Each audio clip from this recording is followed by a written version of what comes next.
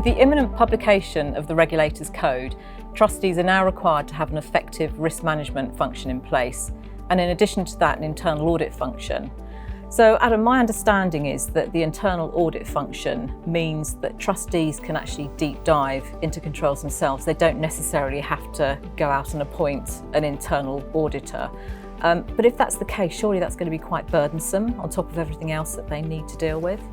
I think it has potential to be, but I think also there's that element of proportionality, and ensuring that that's driven by, priority of risk exposure, risk appetite, for example. So we're not looking at things which carry a relatively low level of risk. Okay. It's to make sure we're really prioritising that, and bringing that together with the control environment as well to provide that visually to trustees. Obviously you can do this through the Insight4GRC platform as well, being able to report on that visually so that trustees can then decide next what they might wish to look at, what and deep dive into. You mentioned internal audit there, and through sort of controls assurance, we talk a lot about the third line or independent sources of assurance. And in there you've predominantly got external audit and internal audit, and we were talking about the expectation gap.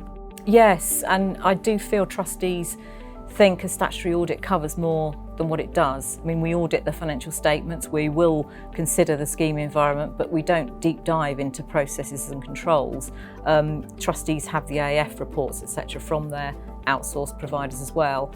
And I suppose that the new code is quite positive in bringing this function in because they have those AF reports there, but the regulator, I think, is asking trustees to start to look at those themselves and challenge them. And as you say, it's all sort of proportionate, isn't it, as to how far you take that. Thank you very much, Karen.